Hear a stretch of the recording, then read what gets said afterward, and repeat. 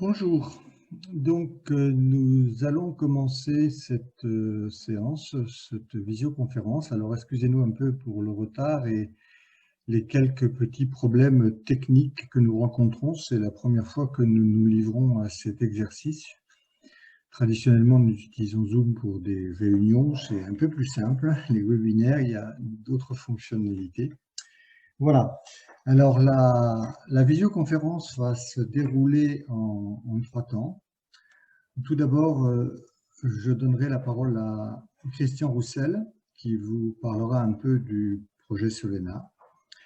Ensuite, interviendra Michel Knoer, qui présentera la démarche qu'il a mise en œuvre avec d'autres dans son syndicat intercommunal pour réduire les déchets. Et puis, dans un troisième temps, nous organiserons donc la partie où vous pourrez intervenir, poser vos questions. Alors, pendant les deux premières présentations, vous pouvez, en utilisant l'icône discussion, faire des remarques, poser des questions. Deux modérateurs sont chargés de les récupérer, de les regrouper, d'essayer de les reformuler, de voir si des questions sont semblables et d'en faire une seule.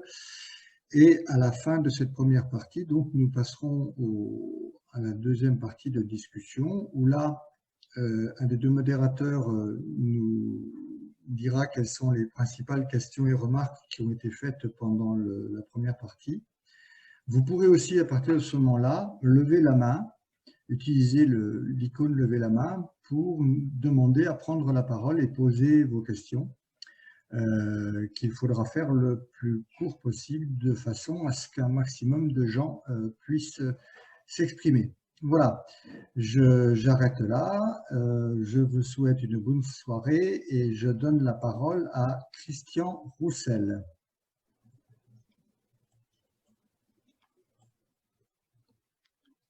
Oui, bonsoir. Donc, je me présente, je suis conseiller municipal minoritaire sur Decazeville. Mon premier mandat, je suis adhérent à la débat depuis ses débuts sans en être à l'origine. Je ne suis pas non plus un expert du dossier à pointu, mais je vais vous donner un aperçu global de la situation et le plus possible d'informations et sans pouvoir tout citer, le dossier étant très épais.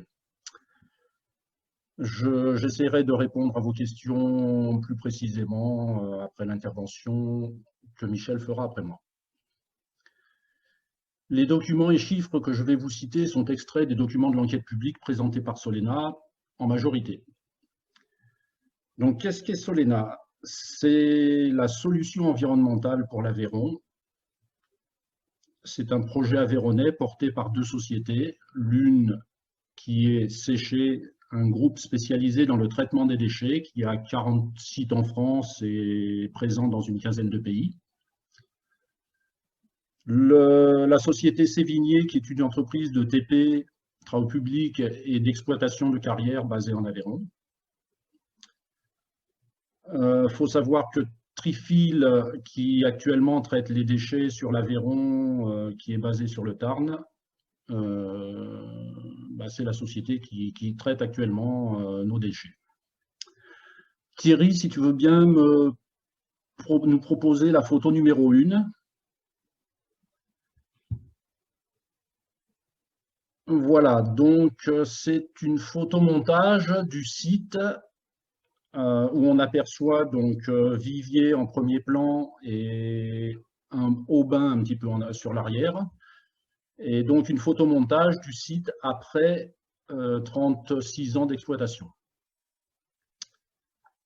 Donc on aperçoit des routes, donc celle qui part sur la gauche, c'est la direction Rodez-Millau. Vers le bas, on se dirige vers Figeac. Et donc, quand on monte un petit peu, en montant sur la droite et ce qui s'enfile sur je dirais, vers le haut de l'écran, c'est vers Villefranche. Donc au niveau des routes, on a un trafic bon, assez important, mais qui a augmenté depuis 2014 et qui a été accentué depuis 2015-2016 du fait que la société Umicore a arrêté le fret. Et l'exploitation du site prévu, je dirais, en régime de croisière, c'est-à-dire après 5 ans, prévoit entre 60 et 103 poids lourds par jour. Après, donc, on a le Lot qui est situé à un petit peu moins de 4 km du site. Et sur la commune, il y a 4 ruisseaux secondaires qui, suivant les différents sites du projet, se retrouveront entre 10 mètres et 900 mètres de différents sites. La société donc Umicore, qui pour les anciens s'appelait la Vieille Montagne et qui maintenant est passée à son nom qui est VM Zinc. Bon, c'est les grands bâtiments blancs que vous voyez au pied de la colline là, qui forment un V. Pour vous donner à peu près une échelle, le plus gros des bâtiments, je crois qu'il fait entre 200 et 250 mètres de long. Donc voilà pour la société Umicore. Elle fabrique du zinc depuis le 19e siècle, donc depuis environ 150 ans, et est leader mondial dans la fabrication du zinc prépatiné. Par le passé, donc jusque dans les années 80, il y a eu une forte pollution due au traitement chimique. Après ça, le gouvernement a demandé à la société de réaliser la dépollution des terres, puisque toutes ces terres appartenaient à la société Umicore avant. Et la société a confié et payé à la société Séché ces opérations qui ont eu lieu de 2008 à 2016 au niveau de la dépollution. Au niveau du V qu'on voit derrière la colline qui est un petit peu pelée, on va dire, on aperçoit un site de stockage, donc qui est un peu un petit peu plus bas sur la gauche là. Je ne sais pas si tu vois Thierry. Un petit peu plus bas, le grand espace marron et vert là. Voilà, un petit peu sur la gauche. Voilà. Ce site, donc, ça s'appelle, c'est l'ISDD de Montplaisir. Donc, l'ISDD, c'est l'installation de stockage de déchets dangereux, qui sont des terres inertées stockées à cet endroit. Alors, actuellement, la partie marron n'existe pas, puisque ce site doit être rempli à nouveau suite à une enquête publique pour restocker des terres qui seront enlevées de différents endroits qui n'ont pas encore été nettoyés. Donc, à savoir que à cet endroit-là, il y a déjà 1,3 million de mètres cubes et qui ont une densité de 1,8, soit 2 tonnes 340 000. Et la limite du stockage a été atteinte avec ces chiffres en 2016. Donc ce stockage a été fermé.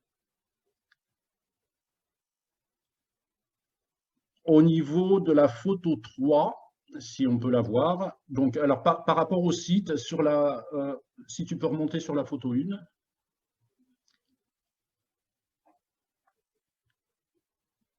Remarque, on peut passer à la photo 2. On repasse à la photo 2, s'il te plaît. Donc, on voit la zone de stockage, l'ISDD, donc les produits dangereux qui sont stockés. Donc, on s'aperçoit qu'il y a la zone en 2017 qui a été fermée. On voit le stockage existant à l'heure actuelle. Et en bas, on voit la partie rouge, c'est la demande de stockage supplémentaire qui a été faite. Par contre, ce stockage supplémentaire, on ne connaît pas trop les chiffres qui vont être ajoutés dessus. Par contre, donc, je dirais que le tonnage va forcément augmenter et la digue de fermeture qu'on aperçoit sur la gauche n'est pas prévue d'être modifiée. et renforcée. Donc voilà, si on peut revenir un petit peu à la photo 1. Donc pour vous présenter le site, vous voyez au milieu de la photo ce qu'on appelle la zone de Dunay. C'est le site prévu pour le traitement des déchets. Et en allant sur la droite, vous avez la zone de Ligues-du-Mas, où on aperçoit tout le stockage qui sera fait à cet endroit-là. Donc, par rapport à ces deux sites, donc le deuxième site, donc la zone de stockage a été nettoyée, qui est sur la droite, et la zone centrale, pour l'instant, elle n'a pas bougé, elle est toujours comme elle était il y a 15 ans. Concernant ces deux sites, donc au niveau de la flore et de la faune, il y a alors si on peut passer sur la photo 3, il y a une châtaigneraie mature avec 167 espèces avérées et qui seront très impactées lors de l'aménagement. Donc on aperçoit la zone qui a été déblayée et on aperçoit donc, alors là c'est une photo prise d'hiver, mais il y a quand même de la végétation sur les côtés et ça sera rempli pratiquement jusqu'en haut. Donc au niveau des espèces, il y a 167 espèces d'arbres qui sont avérées. Au niveau de la faune, il y a 10 espèces d'amphibiens, des insectes, des coléoptères, dont 2 protégés, le pic-prune et le grand capricorne, ainsi que 15 espèces de chauves-souris, utilisant les sites comme zone de chasse. Ont été relevées aussi 50 espèces d'oiseaux et une vingtaine d'espèces de mammifères. Donc, si je cite le dossier, en prenant quelques extraits, donc des destructions d'habitats, de zones de repos ou de reproduction, une mortalité accrue d'individus, des coupures de corridors, de déplacement de certaines espèces. Donc, voilà pour ce qui risque d'arriver. Si on peut revenir donc sur la photo 1, on s'aperçoit donc que le centre-bourg de Viviers est relativement proche du site, donc à peu près à 300 mètres, avec une école. Viviers compte 1274 habitants, dont une densité de 200 habitants au kilomètre carré. Alors on voit qu'il y a Viviers-Bourg d'un côté, et puis sur la gauche de la photo, c'est ce qu'on appelle Viviers-Pont, c'est l'autre partie de Viviers. Mais en fait, on voit pratiquement tout Viviers sur la photo, au premier plan.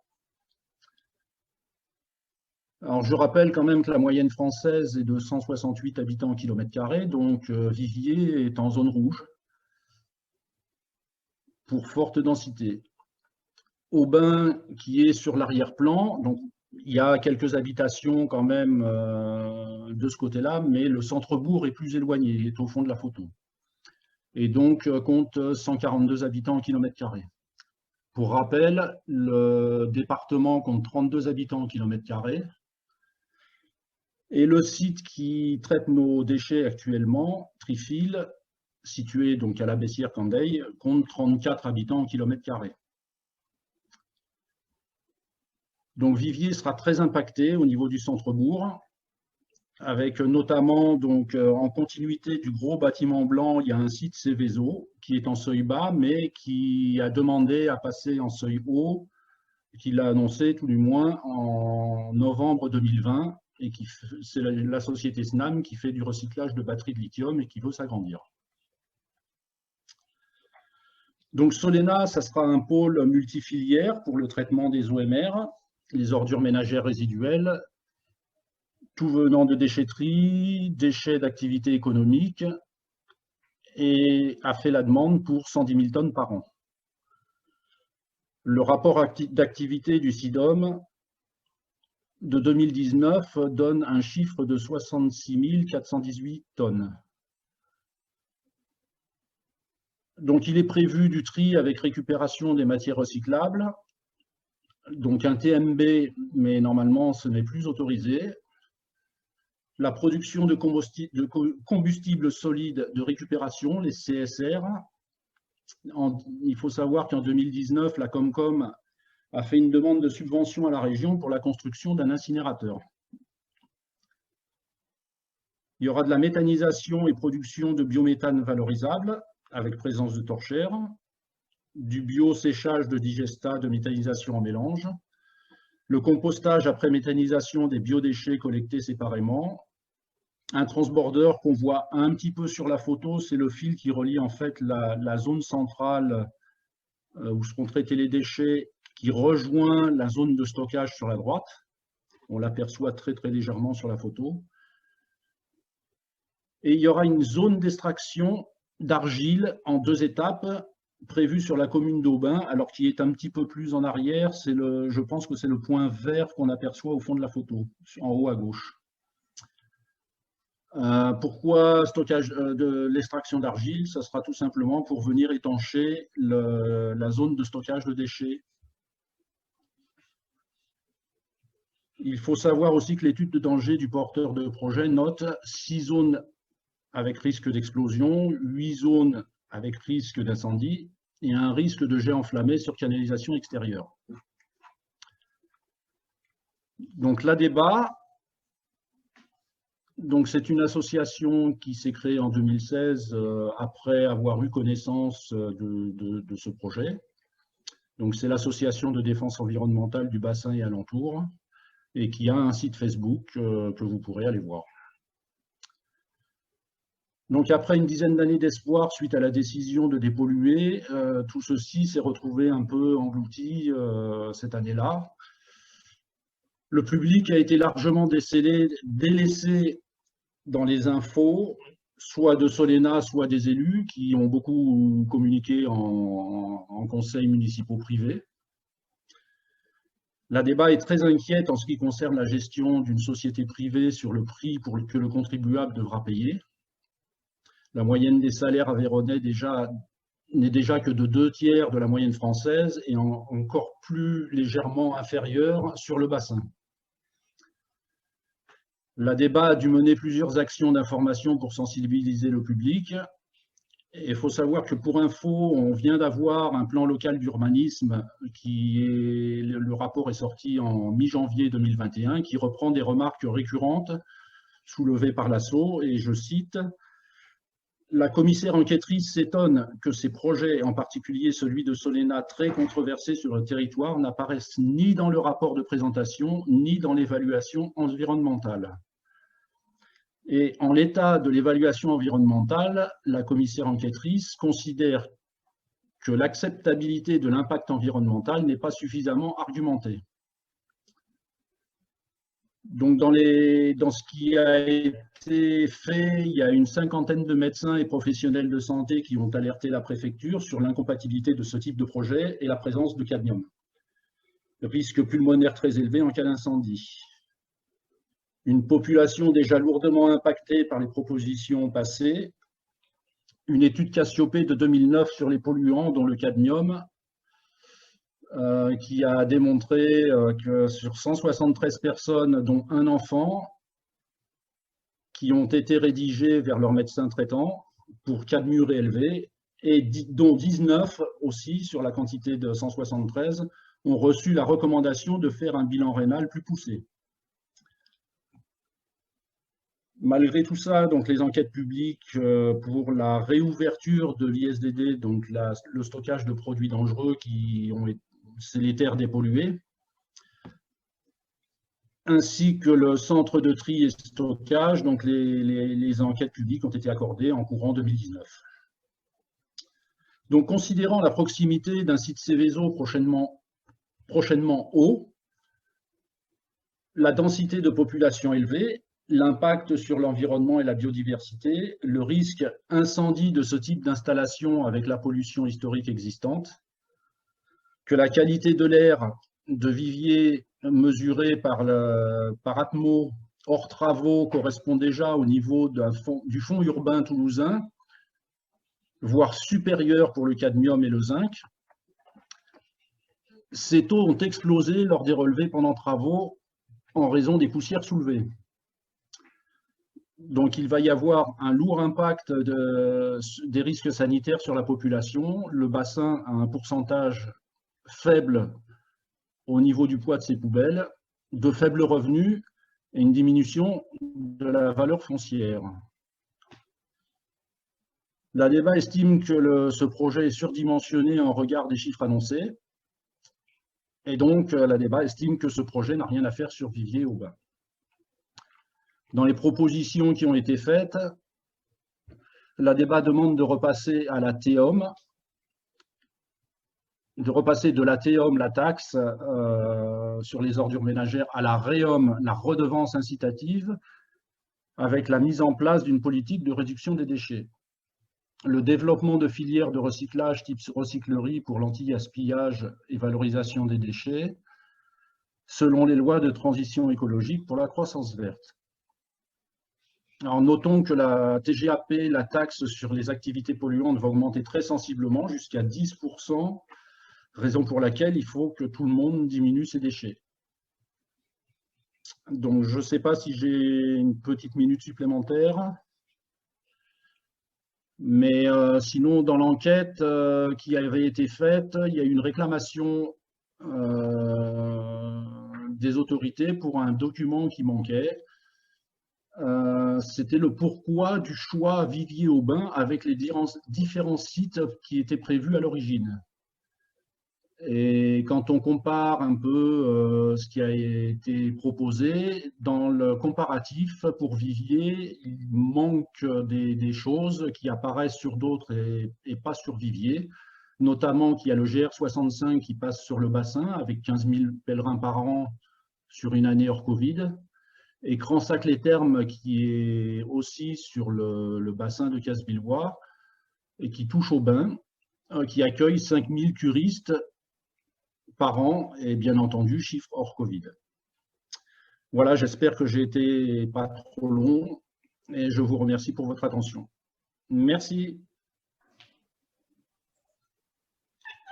Merci Christian. Donc maintenant, je vais passer la parole à Michel Knoer. Alors malheureusement, vous ne le verrez pas s'exprimer. Michel rencontre des problèmes de bande passante et donc vous verrez, vous l'entendrez pour qu'il puisse s'exprimer correctement et que vous puissiez l'entendre, il faut couper la vidéo. Donc vous verrez les diapos qui ont été préparés dans le cadre de son PowerPoint, vous verrez de temps à autre peut-être sa photo, mais vous ne verrez pas s'exprimer. Voilà, c'est dommage, mais il y a des fois des petits soucis avec Internet. Voilà, donc je vais laisser la place à Michel Knoer. Oui, bonsoir. Alors, je sais pas, juste la vidéo pour qu'on mette juste si vous me voyez, si ce n'est que 30 secondes, je ne sais pas. Non, je n'apparaît pas. Ah ben voilà, donc simplement, bonsoir.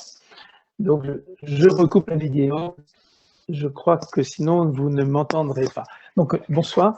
C'est vrai que je regrette, il était prévu que je vienne vous voir sur votre territoire. On aurait pu prendre d'ailleurs beaucoup plus de temps que ce soir. J'aurais pu peut-être, je m'étais proposé également de rencontrer, pourquoi pas, des élus. Donc, élu que j'étais jusqu'il y a quelques mois, puisque je suis un ancien président d'un syndicat qui était en charge de collecte, donc ça peut être chez vous aussi des communautés de communes. Et puis j'étais vice-président du SM4, qui est en fait le syndicat au niveau du département, une partie du département, qui est en charge, moi je mets ça en premier, de la prévention, parce qu'en fait, vous verrez, je reviendrai là-dessus, et du traitement des ordures ménagères via de l'incinération, et surtout de toute la partie biodéchets via une plateforme industrielle de compostage. D'un côté, donc c'était 42 000 habitants avec une typologie mixte à dominante urbaine, Et le syndicat plus important, c'est 155 000 habitants, dont nous faisons partie, donc, avec 135 communes et une typologie mixte, donc plutôt à dominante rurale. Pour dire que les deux collectivités, pour les situer, sont membres de Compost Plus, qui est un réseau national justement des collectivités qui compostent les biodéchets issus des foyers et des cuisines, et membre également d'Amorce, qui par contre est une très grosse association avec laquelle je n'ai pas toujours été d'accord, et encore aujourd'hui, où il y a un lobby, entre autres, des industriels et d'élus qui ne veulent pas trop bouger. Par contre, c'est intéressant parce qu'en fait, ils nous font une veille juridique, ce qui peut être important pour nous, collectivités. Donc, juste pour dire, bon, je dis vite, ordures ménagères résiduelles, c'est OMR. Et l'unité de mesure usuelle, moi qui me plaît beaucoup et qu'on retrouve dans les autres pays également, c'est le kilo par habitant par an. Attention, c'est pas kilo par foyer, mais bien kilo par habitant par an. On peut passer. Quelque chose de très rapide sur la page suivante, c'était aussi pour vous rendre compte de la quantité de déchets que chacun, encore une fois, c'est pas par foyer, c'est que chacun produit. Les ménages, donc ce qu'on appelle la poubelle, poubelle grise, mais également déchetterie, l'ensemble, c'est à peu près autour de 580 kilos, ce sont les chiffres de l'ADEME, j'ai noté, kilos par habitant. Vous avez donc, et puis les petites entreprises, commerçants et artisans. Ensuite, vous avez les entreprises qui représentent pas tout à fait le double, mais presque 900 kilos par habitant par an. Et puis, ce qui est énorme, bien sûr, c'est ce qui est construction, BTP, qui représente 3 tonnes 4. Ce qui fait quand même, dans l'ensemble, à peu près 5 tonnes de déchets à traiter sur le territoire français par habitant. Donc, vous avez les 580 qui vous êtes concernés, mais vous êtes également concernés via votre consommation par les entreprises. Et puis, au niveau de la construction ou de la déconstruction, où les collectivités, par rapport à ce qu'elles font sur leur collectivité, des routes, etc., participent. Donc, nous participons tous aussi à cette production de déchets qu'il faut absolument faire baisser à tous les niveaux. Voilà, on peut passer à la page suivante. La page suivante, je ne vais pas m'étendre, sinon ça sera trop long. Je pense qu'on pourra mettre à disposition le PowerPoint là, que je vous présente à l'ensemble, je ne sais pas, des participants, ou du moins vous pourrez le charger ou peut-être le demander, mais en tout cas, c'est libre d'accès. Je voulais juste vous dire, la plupart des slides donc sont soit issus de l'ADEME, soit des deux collectivités, donc SMTC 68 pour la collecte et le SM4 pour le traitement. Donc c'est intéressant, c'est ensuite la page suivante, donc oui, voilà. Il faut savoir quand même que le premier point, d'accord, c'est il faut faire moins de déchets, produire moins de déchets, et ensuite il faut collecter, et pour moi, mais je ne suis pas le seul, c'est vraiment la collecte, même l'ADEME le dit, sans collecte séparée, pas de recyclage correct, je dirais. Aujourd'hui, sur les 580, vous voyez qu'il y a quand même 254 kilos en moyenne par habitant et par an, qui sont collectés donc dans cette fameuse poubelle grise. 21% sont triés par les ménages, à peu près 109 kilos, et les 31% sont apportés en déchetterie, dont une partie est triée. L'amélioration, je prends juste du tri, pourrait permettre une collecte de beaucoup plus de matériaux recyclables. Et surtout, c'est en fait quand même ce que nous avons mis en place chez nous depuis maintenant plus de 10 ans, 12 ans, la collecte séparée des déchets organiques qui permet de les valoriser par compostage et méthanisation ou méthane. Il manque un « et » ou « voilà ». C'est pour vous rendre compte. Alors, pour vous rendre compte du parcours que nous avons fait il y a une dizaine d'années, c'est le slide suivant, qui est trop précis, on ne va pas le décomposer, mais vous avez à votre gauche l'ADEME qui a sorti donc la moyenne du contenu des ordures ménagères bac gris, n'est-ce pas, 254 kilos par habitant par an.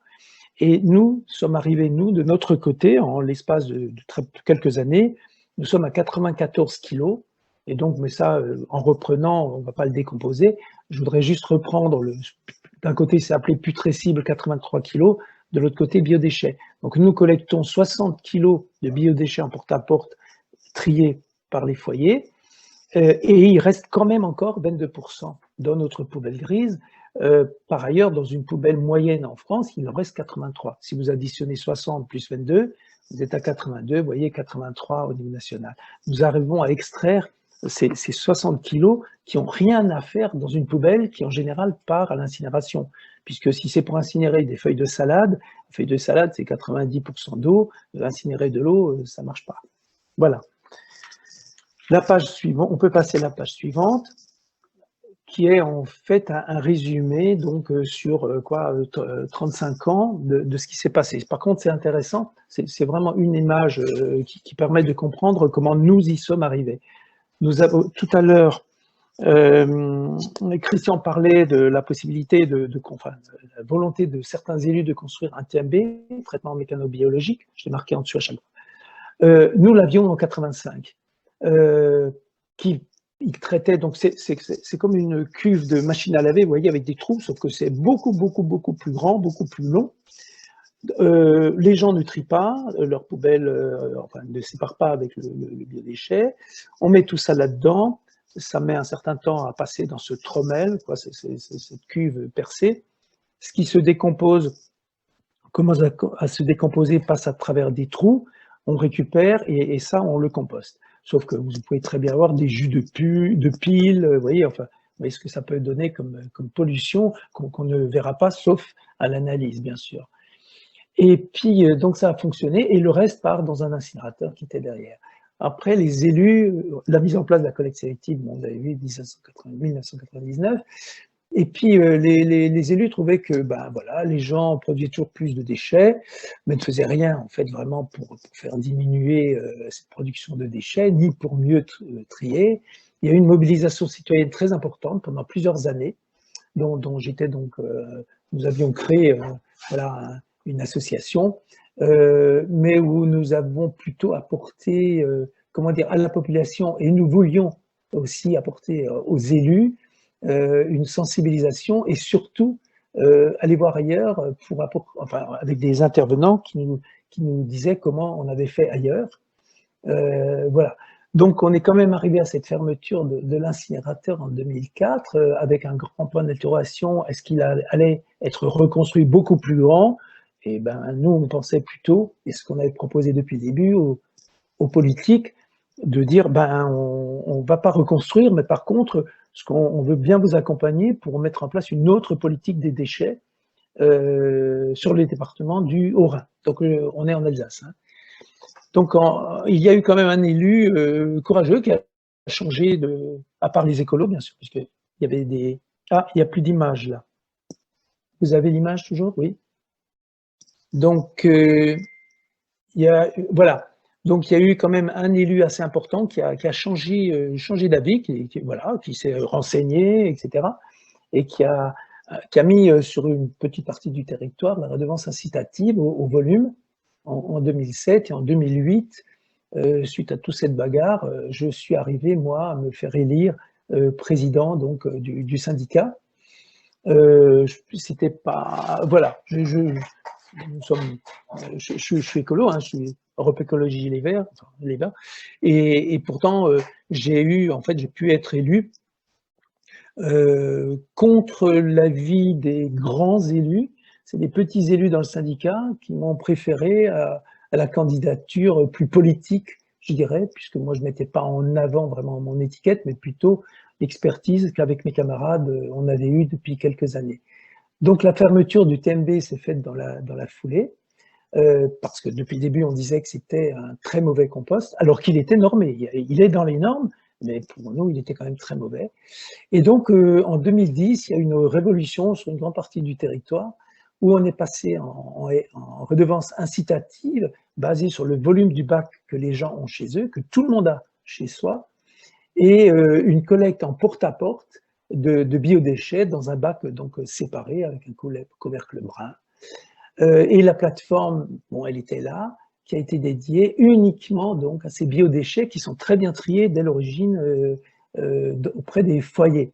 Après, il faut du structurant, déchets verts, qu'on récupère entre autres à la déchetterie qui n'est pas très loin, pour faire en fait un compost de très bonne qualité. Et vous voyez que les ordures ménagères, les 232, et puis au niveau national, c'était quoi, 250 et quelque chose, que nous avions, hein, il n'y avait pas une grande différence, et ben on est passé en 2 ans à 106 kilos qui partaient encore à l'incinération, alors qu'avant c'était 232 qui partaient à l'incinération. Ce qui sont quand même, c'est le moyen, d'abord le plus cher, de toute façon l'incinération c'est ce qui coûte le plus cher, et puis environnementalement, socialement ça ne crée absolument pas d'emploi, c'est très très peu d'emplois pour incinérer beaucoup de choses, beaucoup de tonnage, et environnementalement, mais évidemment c'est une catastrophe, puisqu'avant on brûlait des choses qu'on aurait pu au moins recycler. En finissant là derrière, je vous rappelle, il y a toujours encore de dire, ce qui est important, c'est quand même de réduire les déchets. Sur notre territoire, on est quand même arrivé à stabiliser en fait les tonnages de déchets depuis une quinzaine d'années. Donc après, nous sommes inscrits, je ne sais pas, peut-être certaines collectivités chez vous le sont, c'est en extension de consignes de tri. Nous étions aussi parmi les premiers en France à participer à cette expérience qui aujourd'hui donc s'étend tout doucement à travers la France entière, c'est-à-dire que dans le sac de tri, le sac jaune ou le bac jaune, nous mettons tous les emballages, sauf le verre, mais emballage plastique, carton, le papier, métal, etc., quoi. Ce qui a redonné un coup de pouce, si vous voulez, à l'ensemble de notre démarche. Aujourd'hui, ça fait donc depuis 2014, nous sommes à moins de 100 kilos donc, par habitant par an. Ça varie de 2 kilos par an, on ne sait pas très bien pourquoi, mais bon. Et donc, qui sont donc transformés en biodéchets. Il y a 13 000 tonnes qui sont récoltées. Au-dessus, on le voit. On y rajoute les déchets verts de déchetterie. Et à la sortie, on a à peu près 8 000 tonnes de compost qui aujourd'hui sont de très belles compositions puisque les 2 tiers ou les 3 quarts des lots donc par mois sont utilisables en agriculture biologique. Les autres sont à la norme française, mais ça c'est normal parce que c'est une très mauvaise norme. Moi je milite beaucoup pour qu'on la change très vite. Et puis et on est donc normes écolabel européen, ASCA, enfin c'est des normes beaucoup plus qualitatives que la norme française. Voilà. Donc donc la page suivante, mais ça nous permet de revenir, c'est qu'aujourd'hui, sur comment on a fait et comment on a avancé cette politique des déchets, c'est la société civile quand même qui s'en est emparée, et on a ouvert les échanges avec les élus, avec les professionnels, les techniciens dans les collectivités, mais également avec les industriels et les bureaux d'études. Pour ces deux-là, moi je garde toujours un recul, ils sont nécessaires. Les relations étaient plutôt en général bonnes, même si on n'était pas d'accord, mais ça nous permettait aussi, nous, d'apprendre. Il y avait une nécessité de monter en compétences. Souvent, je suis un ancien élu, hein, je suis un élu depuis beaucoup trop longtemps, et je ne me suis jamais gêné pour critiquer, parce que très souvent, l'élu voit les dossiers de très loin. Or, le sujet déchets est beaucoup, beaucoup plus complexe que ce que l'on pense. Donc, autre chose que j'ai mis en place avec mon équipe très vite, c'est que, ben voilà, on n'a pas besoin de réinventer l'eau chaude. Nous sommes allés apprendre ailleurs. D'abord, on a fait venir des gens chez nous pour des soirées comme celle-là, mais dans des salles, bien sûr, en ce temps-là, ce que j'aurais bien aimé faire ce soir chez nous. Mais il y a des voisins, alors tout le monde dit, oui, mais c'est l'Allemagne. Non, non. Je pense pour moi, une référence aujourd'hui dans le monde même, hein, c'est pas seulement en Europe. Il n'y a pas ce que San Francisco, c'est bon, hein, il y a mieux à faire que San Francisco, mais il y a toute l'Italie du Nord, c'est plus de 10 millions, mais dans l'Italie, l'Allemagne, la Suisse, l'Autriche, etc. C'est ce qu'on appelle un benchmarking, c'est de vraiment faire, d'aller voir ailleurs comment on fait. Donc, il y a derrière cela, on est aussi tenu par la page suivante, s'il vous plaît, il y a des échéances. Ségolène Royal, sur le plan déchets, parce qu'elle avait une certaine connaissance en tant que présidente d'une région, quand elle est arrivée ministre, je trouve que c'était la première à avoir vraiment mis en place des échéances, en disant, bon voilà, on va baisser, par exemple pour la restauration collective et les biodéchets, au début, tous ceux qui produisaient plus de 50 tonnes par an, fallait qu'ils trient dans les cuisines. On est descendu jusqu'à 10 tonnes, l'année prochaine on descend à 5 tonnes, et donc dans 2 ans ou 3 ans, ça sera 0 tonne. Tout le monde devra trier séparément ses biodéchets dans sa cuisine, que ce soit dans les entreprises ou chez vous à la maison, vous ne le savez peut-être pas, mais enfin, il y a une échéance qui était française pour 2025 et l'Europe l'a même avancée à 2024. Là-dessus, on prend beaucoup de retard. Il y avait l'engagement de la France également de réduire, mais ça c'est aussi en Europe, la moitié de gaspillage alimentaire avec une base de 2015 d'ici 2025, ce qui n'est pas encore fait, on en est encore assez loin. Je viens de vous parler de la généralisation. Je pense qu'il faut vraiment se secouer beaucoup. Je parle des élus. 1er janvier 2024, les gens seront obligés de trier. Ils vont descendre leurs biodéchets. Il faudra bien qu'ils en fassent quelque chose. Et pour vous donner quand même de l'importance de ce que représentent les biodéchets, les pertes alimentaires, le gaspillage, etc., sur toute la chaîne, alors il y a une partie qu'on ne peut pas échapper. Il y aura toujours des fruits qui vont pourrir chez l'agriculteur ou pendant le transport, mais ça représente quand même 10 milliards d'euros. Je pense qu'on peut quand même faire de grosses économies là-dedans qu'on n'aura pas ni à trier ni à dépenser. La tarification incitative, donc, nous avons mis en œuvre chez nous en 2010. Aujourd'hui, nous devions être 2-3 millions en France. Aujourd'hui, on est 8 millions en 2018. Et là, de nouveau, il y a un objectif. Je reviens chaque fois sur ces objectifs de 25 millions en 2025. C'est encore une fois demain. Il faut vraiment s'y mettre. Pour la mettre en place, il faut 2 ans. Donc, il faut se dépêcher. Mais j'espère que ce ne soit pas 25 millions en France, mais beaucoup, beaucoup plus.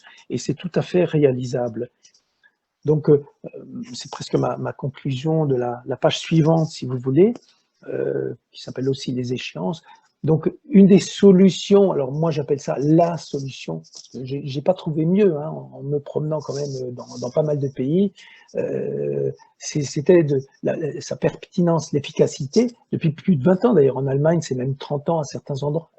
L'Italie je connais moins, j'ai connu plus récemment, seulement depuis une dizaine d'années, mais et de lier, c'est un clin d'œil en même temps, la prise en place de collecte séparée des biodéchets en porte-à-porte, en point de ou alors dans les cas où c'est pas possible, habitat collectif ou en centre urbain très concentré, mais vraiment hypercentre, des points de regroupement là où on peut pas faire en porte-à-porte. Il faut que ça soit en habitat collectif très très proche, c'est pas à 200 ou 300 mètres. Il faut, pour que ça fonctionne, il faut que ça soit 50-80 mètres. Dans les hypercentres, il faut que ça soit 100, 200 mètres, c'est déjà beaucoup, quoi. Et donc lier le biodéchet et la facturation par une redevance incitative. Pour moi, ces deux choses-là, il faut qu'elles marchent ensemble, quoi. Et encore une fois, je vous ai dit, pas besoin d'aller à San Francisco, après si vous voulez aller vous promener, mais les élus, surtout, ne profitez pas d'aller passer quelques jours aux États-Unis, alors que vous faites 300 ou 500 km et vous êtes en Italie ou en Allemagne ou en Suisse, etc., quoi. Donc, globalement, les redevances incitatives sont basées sur donc, la quantité d'ordures ménagères résiduelles, ce fameux bac gris ou noir, et qui est soit au volume, un peu au poids. Moi, j'y crois pas du tout. Enfin, pourtant, j'ai déjà vu plusieurs endroits où il y a le poids, mais on voit bien qu'il y a plus de dérives ou de dérives. Et puis, alors, le volume du bac peut être lié au nombre de levées ou pas. Nous n'avons pas fait ce choix-là. Mais il faut aussi réfléchir qu'il y a des réflexions aujourd'hui, mais ça, il faut l'intégrer aussi tout de suite. Des évolutions pour y intégrer d'autres flux, ces réflexions existent déjà, voire sont mises en place, c'est-à-dire que on peut se dire que si on demande 100 pour, je prends ça comme base, 100 pour le tarif du volume, par exemple, d'ordures ménagères résiduelles, on va demander 50 ou 40 pour les biodéchets, et on va demander 10 pour tous les flux triés. Et à la déchetterie, ça coûtera aussi, j'en sais rien, 10 € le passage, etc. C'est une évolution, pour moi, on ne va pas la louper. Je parle plus à tout le monde, mais que l'élu intègre ça dans sa réflexion, c'est quelque chose qui risque d'arriver, ça existe déjà dans d'autres pays. Voilà. Ensuite, derrière, il y a encore une fois des échéances et des objectifs. C'est ce qu'on appelle la valorisation matière globale, c'est-à-dire que ce qui est trié doit servir à refaire de la matière. Hein, sur l'ensemble des déchets, j'ai remarqué déchets ménagers assimilés, c'est les fameux 520, 540, 580 kg par habitant par an, donc ordures ménagères plus les déchetteries, etc. Et l'objectif est de 65%. Donc ça, c'est hors incinération. Avec l'incinération, on devrait arriver à 85%. Arriver aujourd'hui en 2020 à 55%, il y a encore beaucoup de collectivités qui n'y sont pas. Elles n'ont pas commencé à mettre en place tout ce dont je viens vous parler. Nous, on est aux alentours de 65, voilà, depuis 3-4 ans, je pense. Voilà, j'ai un peu plus, un peu moins, mais c'est à 1 ou 2% près, quoi. Alors, à la page suivante, j'ai repris quelque chose que normalement dans toutes les présentations sur les déchets, vous verrez, c'est ce triangle renversé. C'est pour vous rappeler toujours et encore que la première des choses, et ça, encore une fois, je m'adresse aux élus en tant qu'élus, c'est que la première des choses où il faut mettre de l'argent, c'est de mettre de l'argent dans les préventions. La prévention, où les kilos coûtent cher à traiter, mais ils coûtent cher aussi environnementalement. Ensuite, en prévention et en préparation de réutilisation, là, c'est vraiment de la main-d'œuvre qui est embauchée, qui n'expose pas du tout les coûts, au contraire, qui arrive à les baisser. Ensuite, on arrive au recyclage, et alors il y a vraiment les pointes orange et rouge. Alors, récupération d'énergie, ça me fait toujours hurler, c'est de l'incinération où on récupère plus ou moins d'énergie. Donc, ça fait passer en disant oui, on va faire de l'énergie. Non, les déchets ne sont pas une énergie renouvelable, alors surtout pas. Et donc, c'est de l'incinération. On essaie que ça parte pas tout en fumée, mais voilà. Et puis ensuite, la décharge, vous en avez parlé tout à l'heure aussi dans les présentations. Je reviens juste à la présentation avant. J'ai quand même, quand je vous ai entendu, je me retrouvais un petit peu donc ce que Christian a présenté. Hein, là, je parle pas moi, mais voilà les bagarres qu'on a menées. J'ai retrouvé des choses que nous avions contre lesquelles nous étions également battus et où on est enfin arrivé à. Et aujourd'hui, au point de vue élu, plus personne ne remettra en cause ce que nous avons mis, mes pires ennemis politiques, enfin, ennemis, c'est un grand mot, pas pour moi, mais des fois pour eux, moi j'en suis un. Mais voilà, aucun ne remettrait en cause ce que nous avons mis en place, quoi. Donc la page suivante, on passe très vite, puisque je crois qu'elle est d'abord, elle n'est pas très lisible, mais voilà, c'est de nouveau des échéances, vous voyez, les valorisations divisées par 2 ans des charges, puisqu'en fait, il y a donc la TGAP dont on ne parle pas tout à l'heure, qui est une taxe qui est en train d'augmenter à une vitesse grand V. Mais moi, je ne suis pas contre du tout. Je suis une des rares collectivités en France où on ne s'est pas battu contre cette augmentation parce que ça incite tout le monde à bien faire. Voilà. Donc, page suivante, le temps passe, il faut que j'aille vite. Je voulais vous dire beaucoup de choses. Ben, là, vous avez compris que quand même, ce qui est la prévention, ben, c'est le meilleur déchet que celui qu'on ne. Le meilleur déchet est celui qu'on ne produit pas. Donc, vous avez des plans départementaux avant et maintenant, ce sont des plans régionaux. Nous avons toujours mis du personnel pour accompagner la prévention, qui pourtant est inscrite hein, dans les plans, etc. Voilà. Derrière, c'est une cinquantaine d'opérations par an qui sont menées avec des visites, conférences, je sais pas, voilà, stands, enfin, je vous laisse lire, mais il y en a beaucoup plus. Hein. Ce qui est intéressant, nous avons une formation d'éco-jardiniers, il y a une promo par an de 20 personnes, et qui ensuite s'investissent pour vous dire comment faire un jardin sans produits chimiques, etc. Utilisez votre compost, etc. Près des matériels, gourmet bag, on accompagne les associations, bien sûr.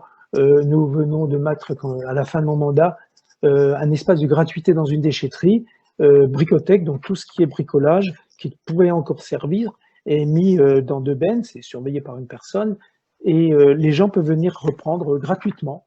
Donc vous allez aussi bien trouver une perceuse qui marche très bien, voilà, qu'un paquet, je sais pas quoi, d'isolant, enfin n'importe, mais on est très surpris des fois parce que les gens, allez, je tire, et qui resservent dans la journée ou dans la semaine même au suivant qui arrive à la déchetterie. Vous voyez, donc page suivante.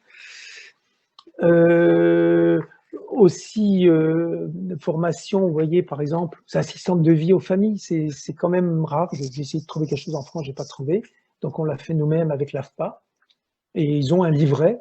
C'est quand même des personnes qui vont dans les familles, elles font 10, 15 familles par jour. Elles sont confrontées aux déchets, etc.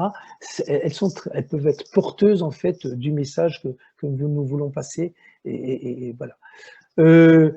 Comportement, donc ce qu'on appelle aussi des caractérisations, c'est vous prenez une benne, ben voilà, vous regardez ce qu'il y a dedans et ça nous permet, nous, de réagir sur le terrain, d'envoyer le personnel en faisant une sensibilisation, soit par quartier, soit par où on voit s'il y a une dérive, j'en sais rien, moi, sur les bouteilles marchent plutôt bien, mais enfin n'importe, on peut les... Et là-dessus, on met donc chaque fois cette histoire de prévention en avant.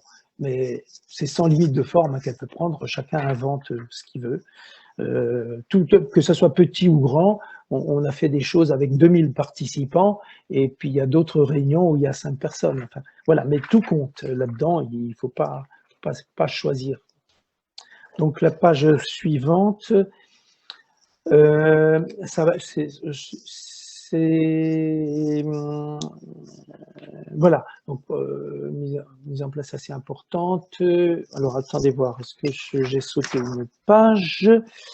Oui, l'histoire d'avoir des déchetteries qui soient percutantes et stratégiquement placées est important. Donc des grosses ou une ou des grosses déchetteries permettent, quand les gens viennent à la déchetterie, ils ont 22 flux à leur disposition, vous vous rendez compte, pour qu'une machine trie 22 flux, et en plus, c'est même pas possible pour certaines, c'est quand même très intéressant, puisque chaque fois, on crée un nouveau flux.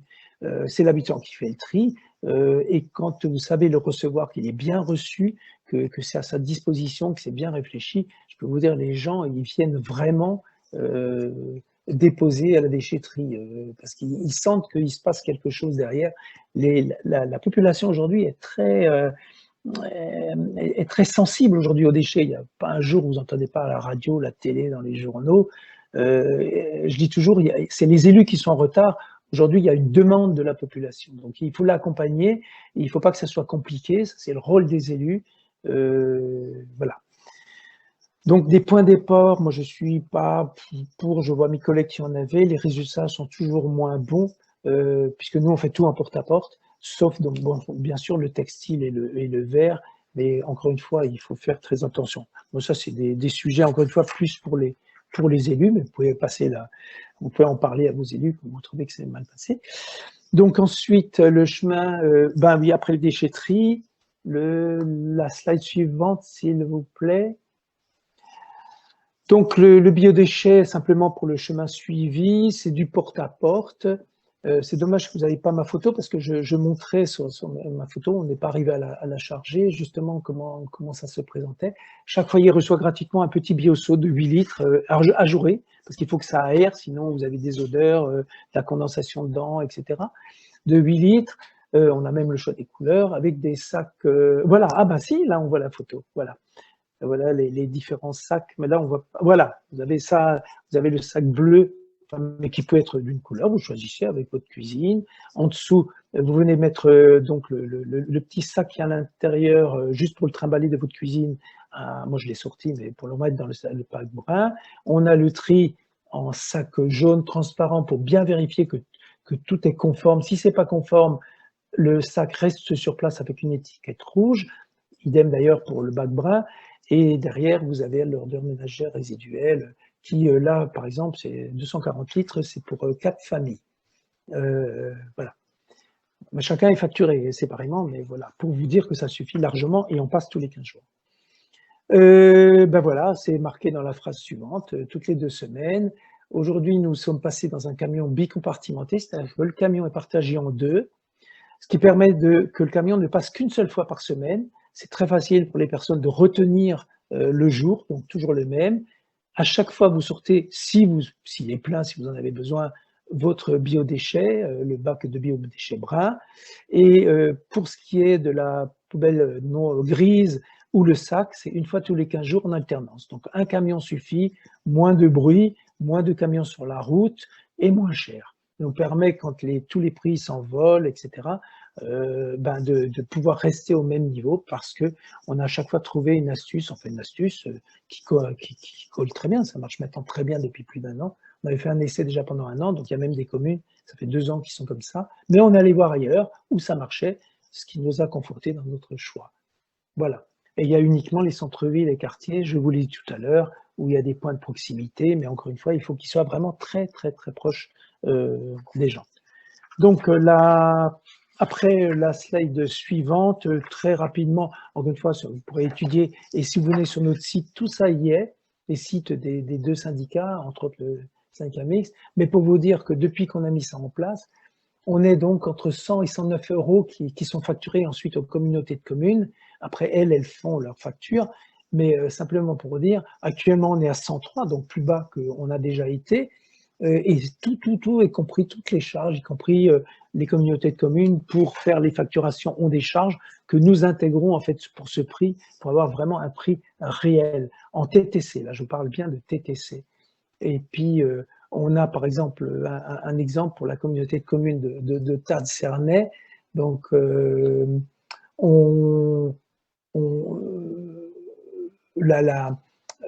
comment dire, 2/3 des foyers ont en fait les 2 plus petits bacs, et en fait le bac que tout le monde a, enfin que tout le monde, je crois, c'est plus de 45% de la population, a un 60 litres, c'est-à-dire le plus petit possible, quoi.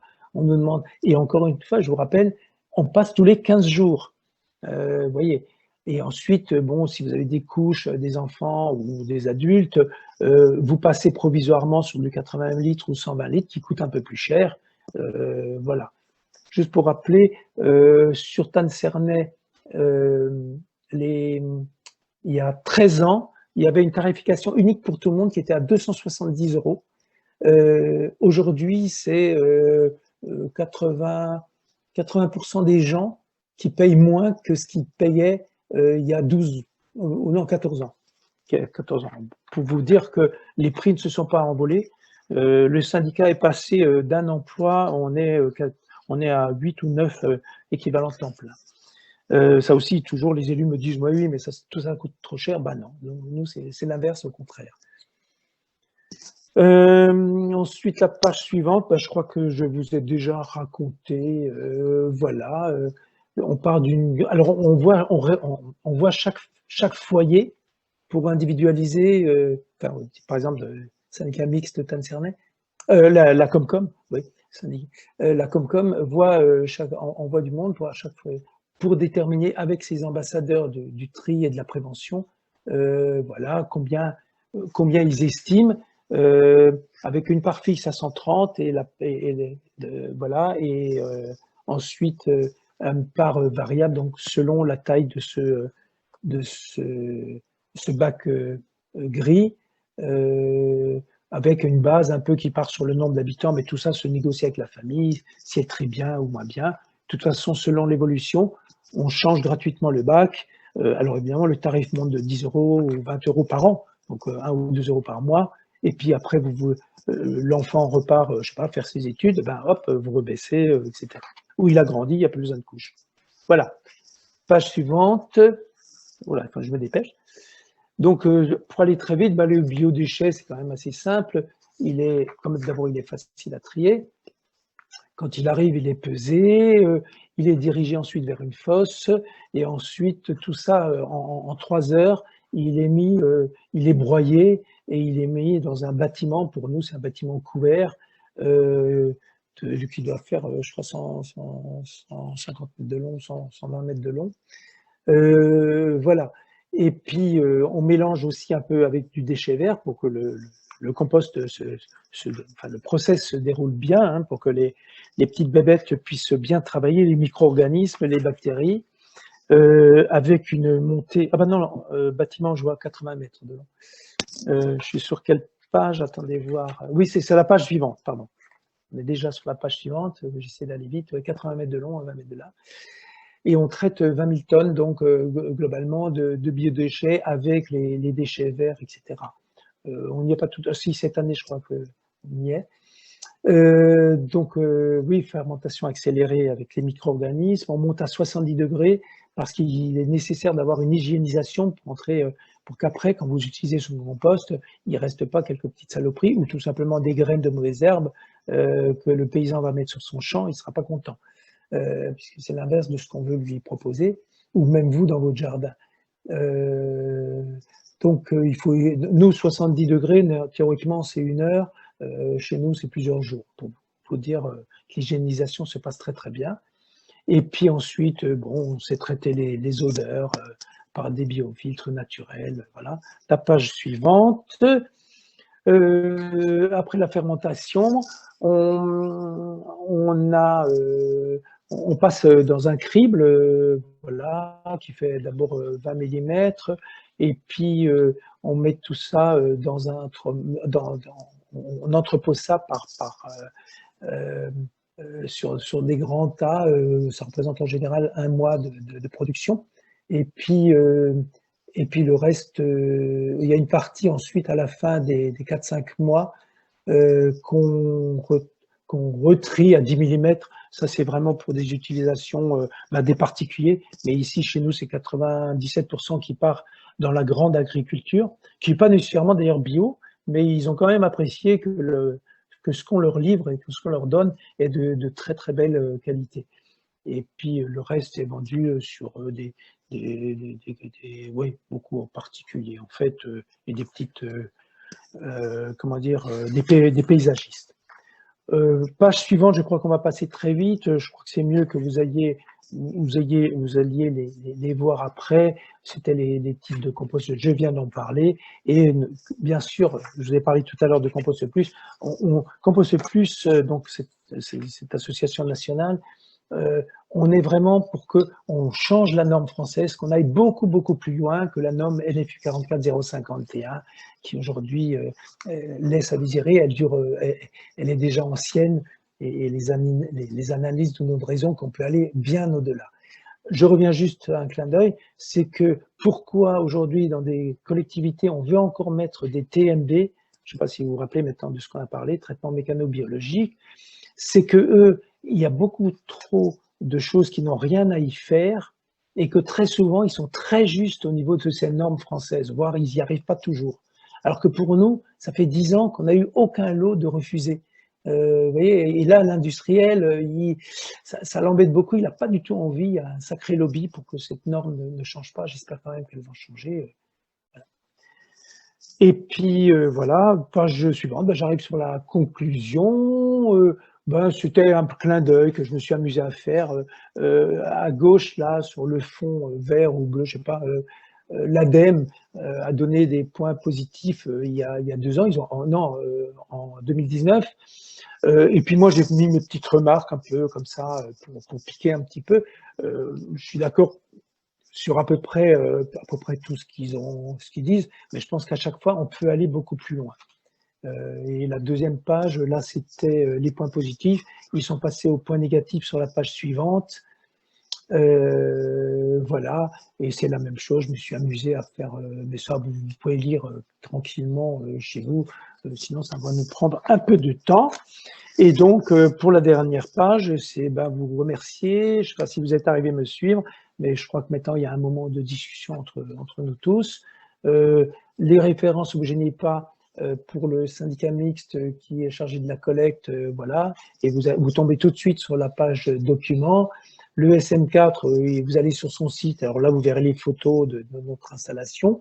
Donc, juste pour dire, aujourd'hui, l'installation est donc vieillissante depuis 85, et la réflexion que j'ai menée encore avec mes collègues jusqu'à il y a 6 mois, et les successeurs continuent dans cette orientation-là, c'est qu'on va refaire en fait une plateforme de compostage différemment, c'est-à-dire que le biodéchet, il va d'abord passer dans un méthaniseur, pas du tout un méthaniseur agricole, parce que ça aussi, il y a confusion, méthaniseur agricole et méthaniseur en voie solide, agricole c'est en voie liquide, et passe d'abord en méthaniseur, et ensuite, ce qui sort du méthaniseur, on le composte avec des restes de déchets verts. On a beaucoup, beaucoup trop d'ailleurs de déchets verts, je reviens toujours, hein. Il faut essayer de produire le moins de déchets verts, le moins de déchets, y compris dans les déchets verts. Ça peut être très bien utilisé dans les jardins directement.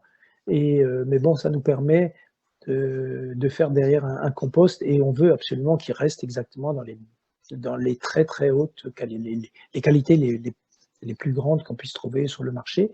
Et puis l'ADEME, je vous ai donné des chiffres qui sont la plupart issus de, vous trouverez ça, chiffres clés.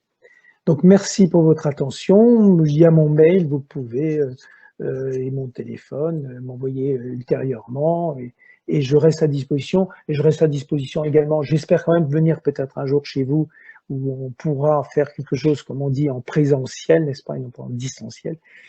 Ça serait, je me tiens à disposition, puisque c'est des choses que je fais de temps en temps, c'est avec les élus, à rencontrer des élus pour discuter. Ou alors, quand j'étais président, nous avons eu beaucoup de visites chez nous.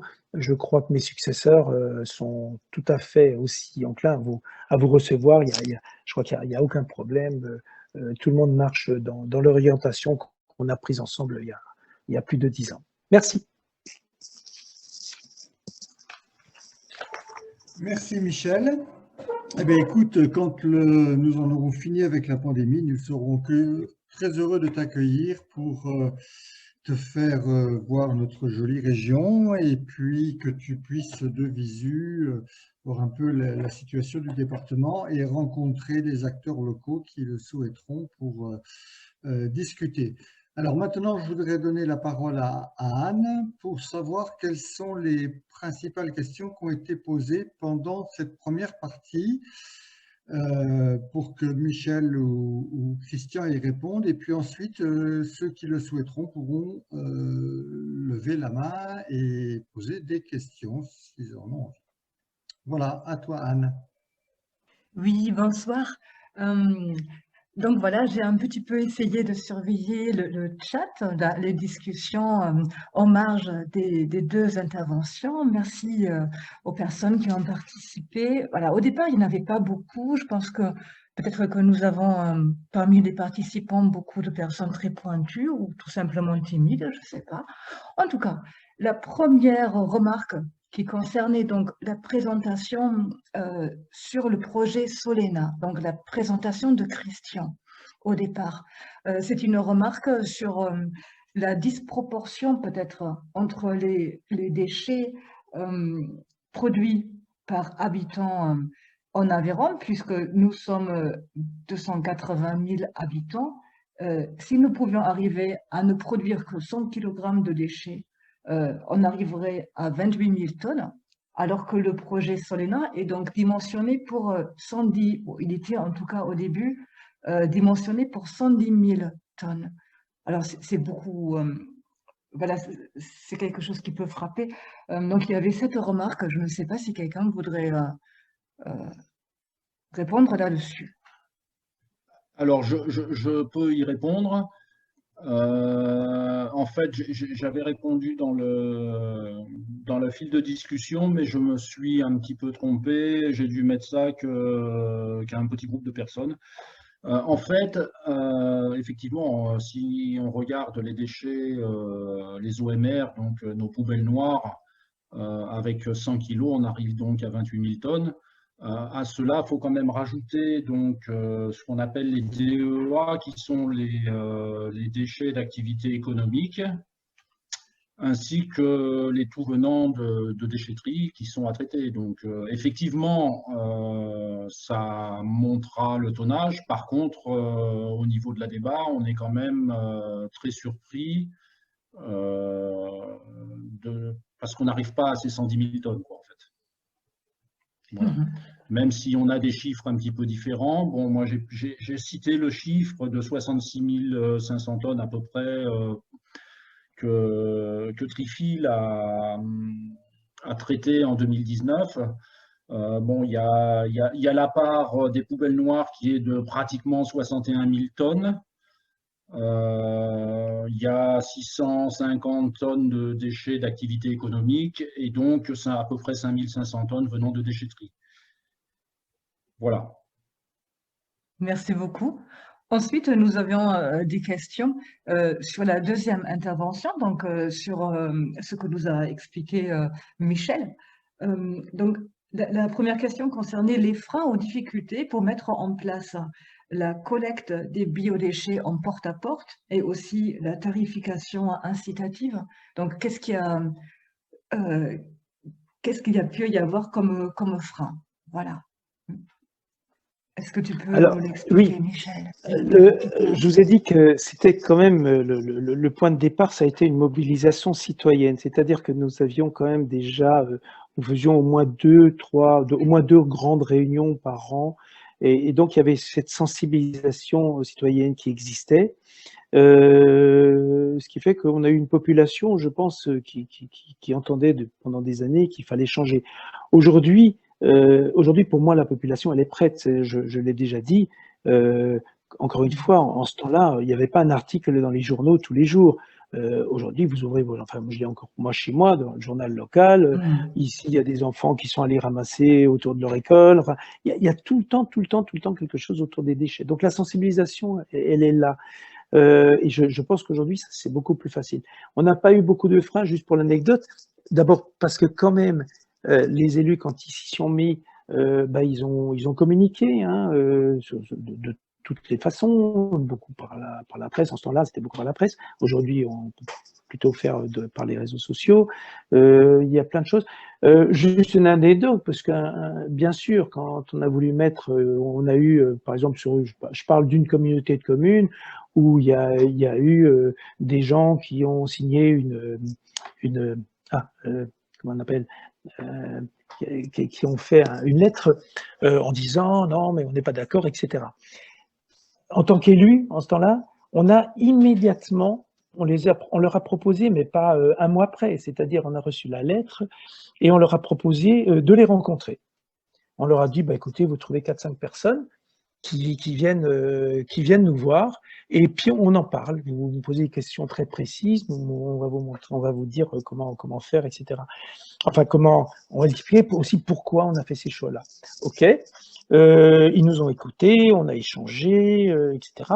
On leur a dit, écoutez, en plus, ce qu'on vous propose, c'est tous les mois, on va se voir pour faire le point. C'était tout de suite au début, hein, vraiment, on n'a pas attendu. Mois suivant, ils sont venus.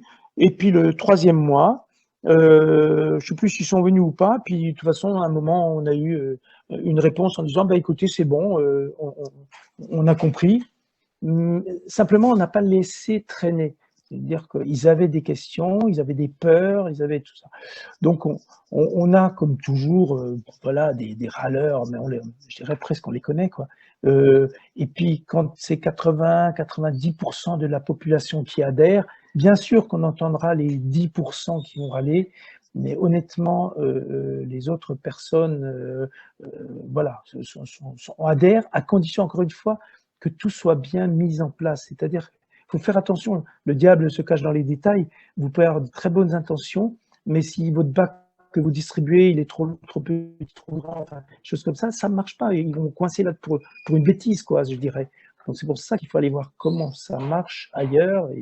Et je pense qu'on est passé là, passé à la redevance incitative, bien sûr, mais expliquer que c'est comme l'eau ou comme l'électricité, vous consommez beaucoup d'électricité, vous payez plus cher, puis voilà. S'il y a un problème social pour payer une poubelle, on se tourne vers les services sociaux de la commune.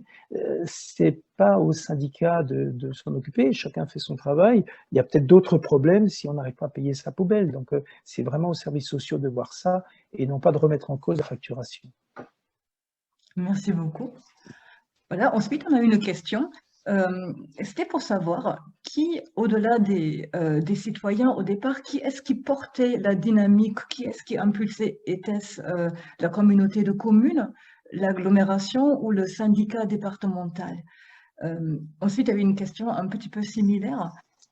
Est-ce que ce sont les communautés de communes qui doivent modifier leur mode de collecte et leur mode de tarification? Voilà. Qui fait quoi en fait? Oui, alors qui fait quoi? Nous, ce qu'on a essayé, c'était, alors quand je dis nous, c'est quand j'avais la casquette du côté plutôt des citoyens au début, pour faire bouger les élus.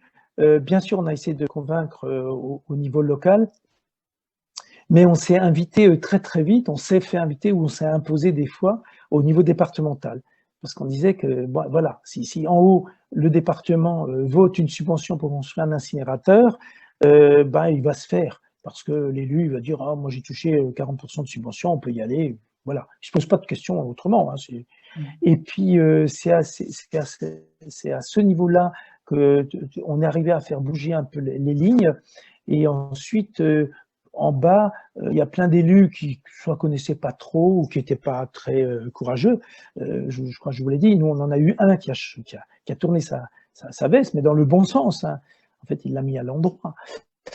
Il était à l'envers avant. Et puis, et en fait, il y avait une certaine influence. Et donc, le jour où lui a changé en disant « Ok, on va sur la collecte ». Enfin, d'abord, lui n'était pas pour la collecte sélective des biodéchets tout de suite, mais pour la tarification incitative. Il a fait le premier pas. Et puis, en fait, moi, je suis venu tout de suite après, dans l'année qui suit. Et là, j'ai pu mettre en place ce pourquoi on se battait depuis un moment. Alors, voilà, c'est un ensemble aussi de choses. Ensuite, est-ce que ça doit venir des Comcom ou ça doit venir donc de la collecte ou du traitement? Nécessairement, il faut que les deux bougent en même temps, quoi. On voit lequel a plus de poids. Si vous n'avez pas le traitement, vous avez beau collecter de très belle façon. Si le traitement n'est pas là, c'est pas bon, quoi.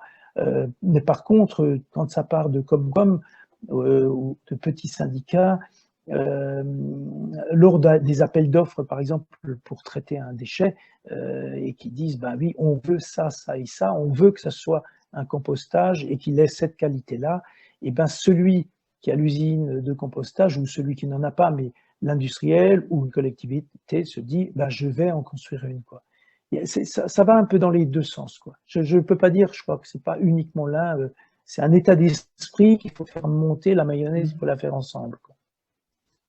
Ok, merci beaucoup. Alors, je vais passer un peu rapidement pour qu'on ait encore le temps pour le débat. Alors, il y avait une question assez courte, très précise. Connaît-on la moyenne nationale du coût facturé par habitant? C'est-à-dire, toi, tu nous avais parlé du coût là dans votre commune, à Tancernet, et pour juste à autour de titre de 100. comparaison.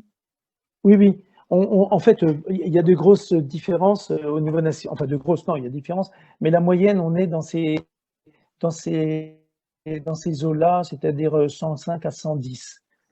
Alors nous, on est vraiment dans une moyenne à cause de deux choses. C'est que il y a des endroits où l'incinérateur ne coûte pas cher. Chez nous, il est très cher. Donc, il n'est pas sur notre territoire, on va sur un autre territoire. Et autant, il y a des collectivités qui arrivent à incinérer à 70, 80, 100 euros. Moi, par exemple, sur le syndicat mixte Tancernet, avec le transfert, on était à 190 euros. Donc, on était beaucoup plus cher que dans d'autres collectivités. Et puis,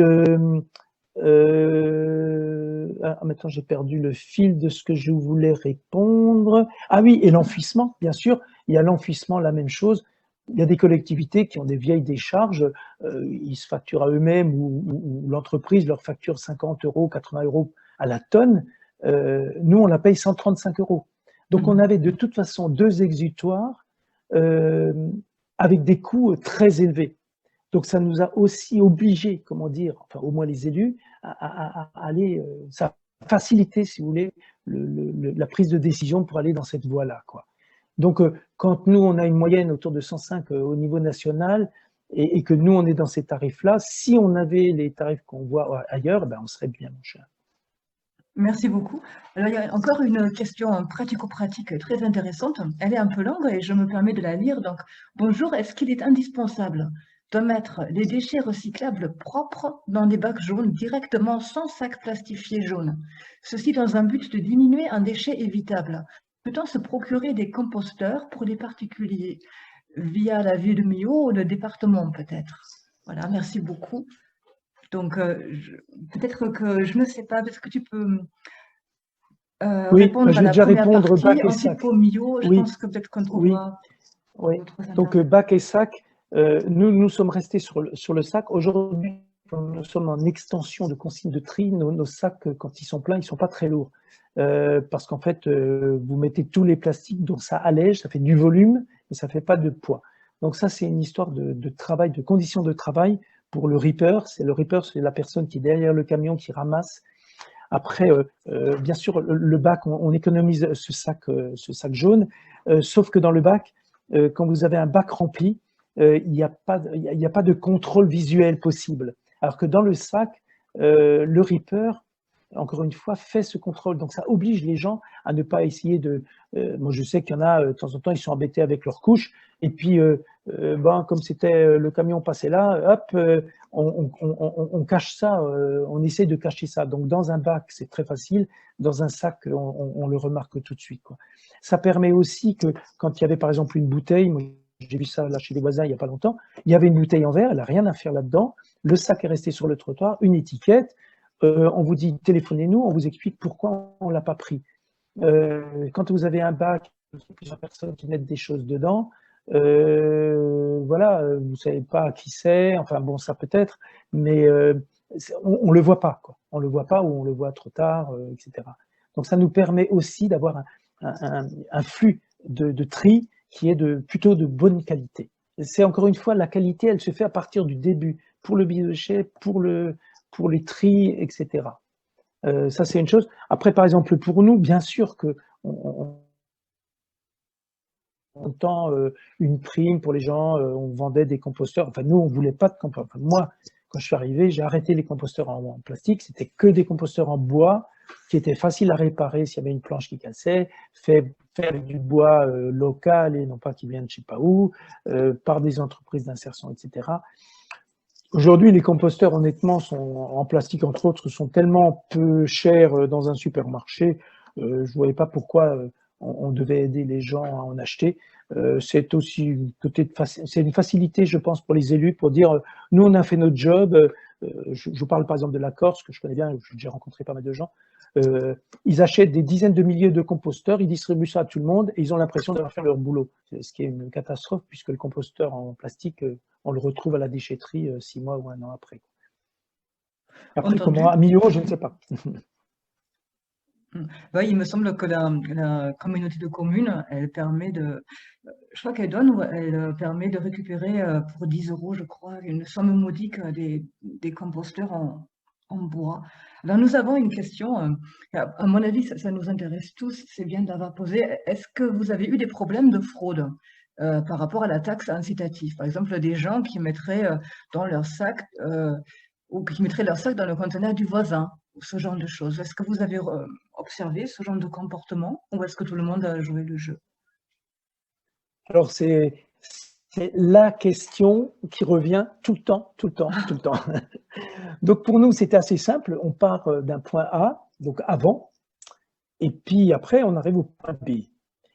Eh bien, la somme des déchets que nous avions avant, elle n'a pas beaucoup changé en 12 ans. Malheureusement, j'aurais voulu qu'elle baisse lentement. S'il y avait eu ce comportement-là, on aurait eu une chute de déchets parce qu'en fait, c'était pas pour le mettre chez le voisin, c'est pour le mettre, par exemple, vous l'emmenez au boulot où c'est pas la même collectivité, où vous le brûlez au fond de votre jardin, etc. Nous n'avons pas eu ça. Encore une fois, parce que nous avons aussi le genre de gardes champêtres, on appelle ça les brigades vertes chez nous, qui font très attention et qui interviennent. Ce sont des gens qui sont à pied, à cheval, tout ce que vous voulez, qui circulent et qui ont la possibilité de donner des PV. Donc, de toute façon, s'il y a une fumée, aujourd'hui, on n'a plus le droit de brûler quoi que ce soit dans son jardin. S'il voit une fumée, il débarque. Et alors, si c'est des ordures ménagères qui brûlent, alors là, je peux vous dire, c'est l'amende immédiate, enfin, des choses comme ça. Donc, on n'a vraiment pas eu de dérive. Par contre, on est intransigeant, c'est-à-dire qu'on le suit de très près. On ne laisse rien passer. Si on trouve quelque chose, on fait tout pour essayer de retrouver d'où ça vient, quoi. Donc cette dérive-là, on l'a pas.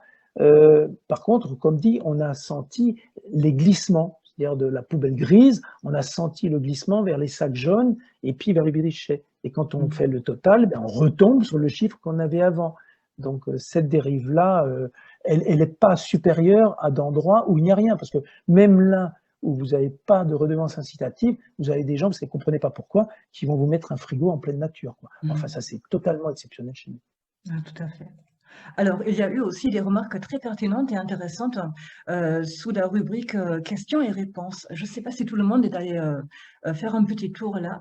Donc, il y avait des remarques pendant la première intervention. Christian, il y avait parce qu'on a très peu de temps, je ne vais pas pouvoir tout citer. Christian, il avait déjà répondu, mais regardez, c'est vraiment intéressant.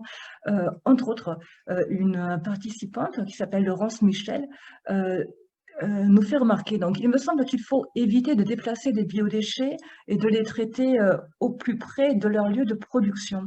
Ce serait assez simple de mettre en place, voilà, de nombreuses personnes habitent dans une maison avec jardin et pourquoi pas composter par quartier.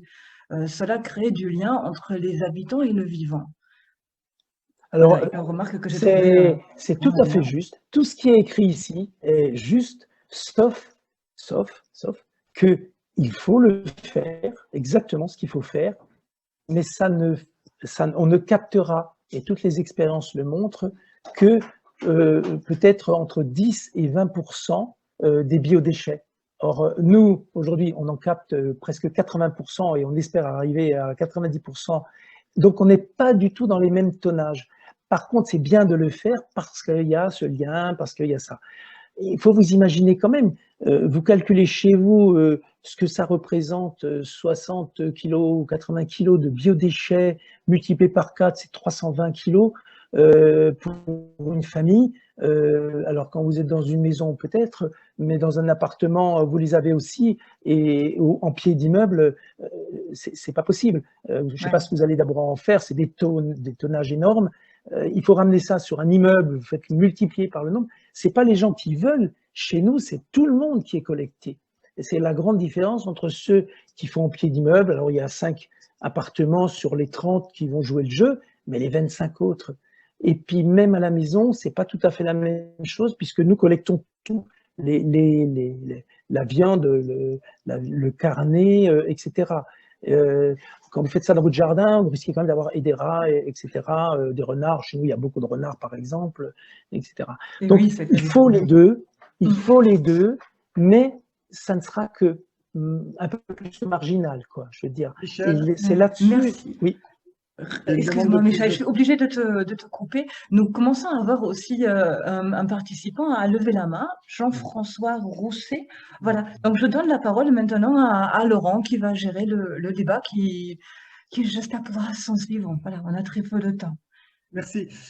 Monsieur Rousset, vous avez la parole. Donc, comme je l'ai dit au début, vous essayez de poser des questions rapides, s'il vous plaît. Merci.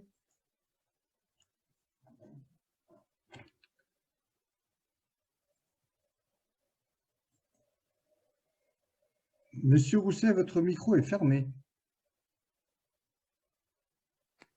Je voulais vous remercier d'avoir organisé cette réunion. Je me présente, je suis Jean-François Rousset, je suis le président actuel du SIDOM Aveyron et je suis ravi d'avoir entendu monsieur Michel Knorr nous présenter le travail qu'il a effectué dans son département.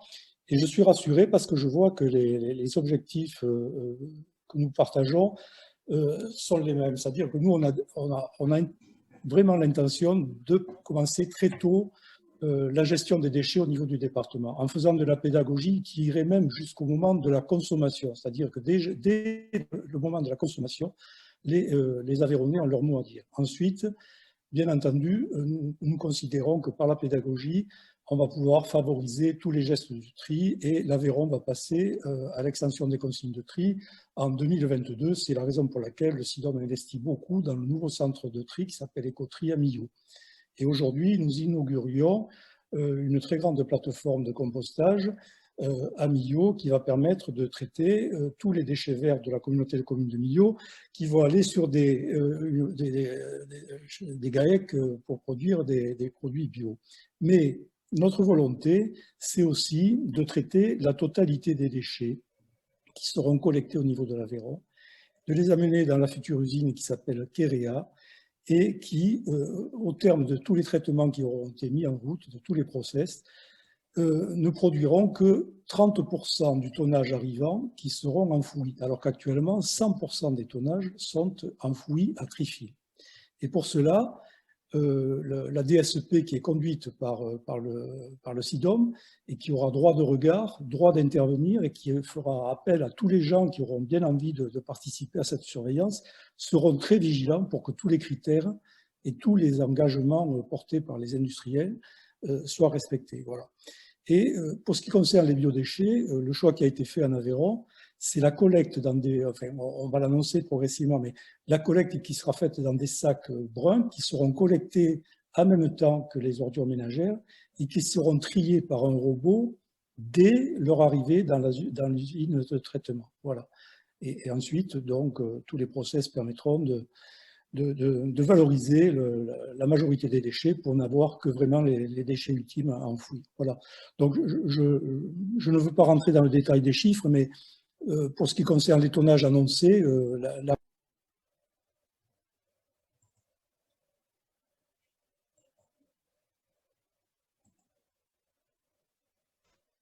Il n'y a plus de son là. Nous avons perdu Monsieur Rousset. Qu'est-ce qui s'est passé? Je ne sais pas, j'essaye de voir. Je vais redonner. Alors, je ne le trouve plus.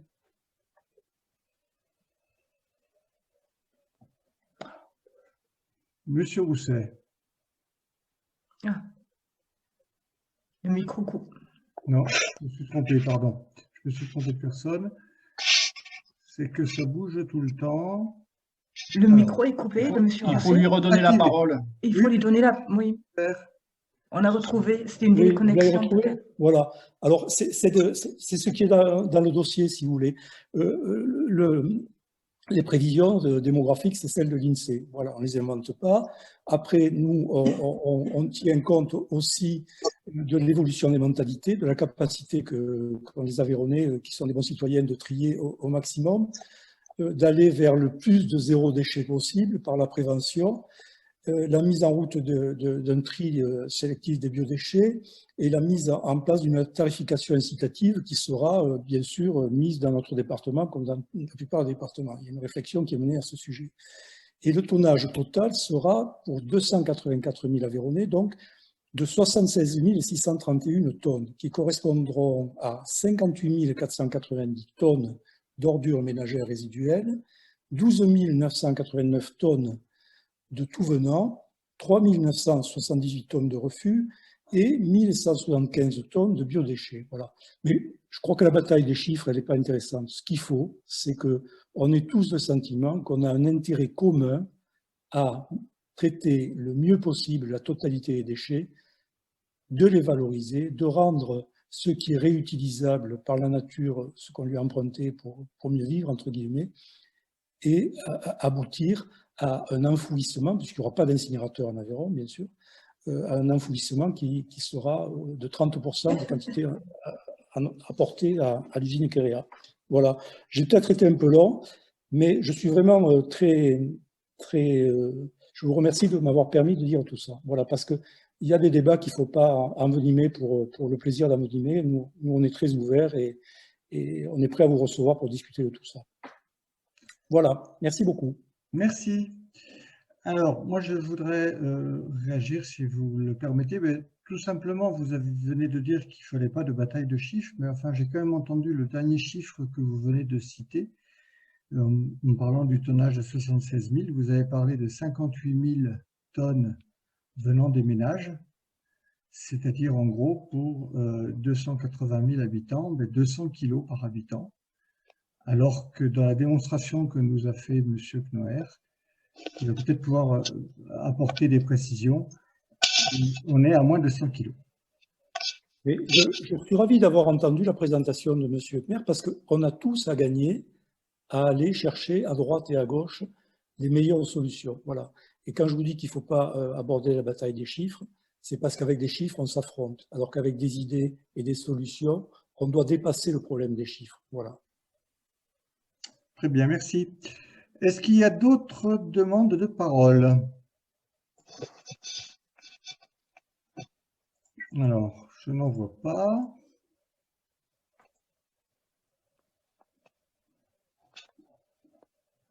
Est-ce qu'il y a d'autres personnes qui veulent intervenir dans le fil de discussion?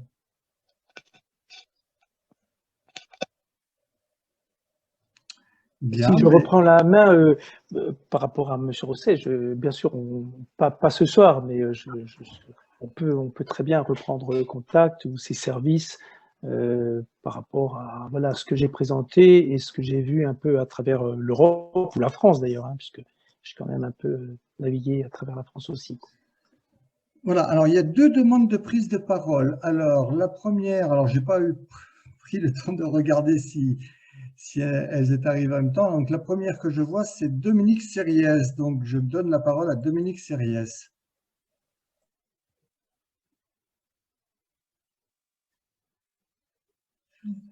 Dominique Sériès.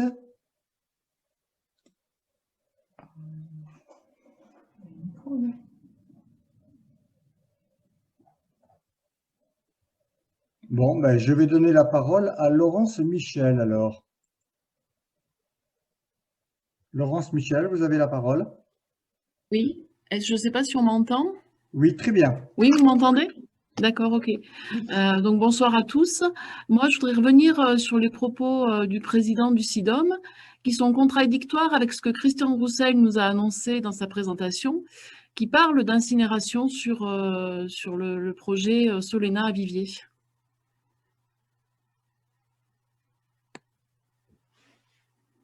Il n'y a pas d'incinérateur dans l'usine Ekerea. Hein.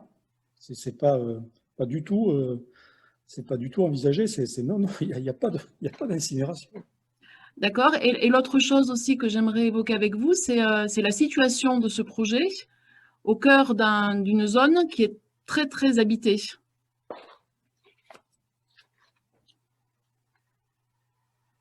Si on regarde les études qui ont été faites,